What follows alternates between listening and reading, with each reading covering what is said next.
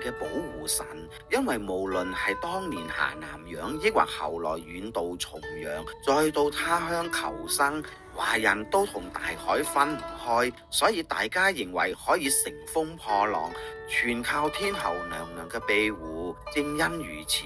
無論係福建人、廣府人、海南人，抑或係潮州人，喺海外都有信奉天后媽祖嘅習俗。金甌同鄉聯誼會天后宮喺1990年嘅原料係買下咗教堂改建而成嘅小廟，發展到後期因為香火鼎盛，所以理事會購置周邊土地，擴大重建新廟，並於2006年3月25日舉行開光啟用典禮，滿足咗信眾對祭祀天后聖母嘅信仰需求。而廟內供奉嘅一尊天后娘娘小神像，係當年從金甌天后宮恭請過嚟，可以話係延續咗家鄉嘅香火。係我哋金甌金甌係我哋個家鄉。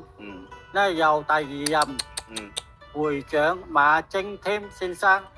親自喺嗰邊，同埋3個人呢就喺嗰邊請過嚟安放喺呢度，俾人哋奉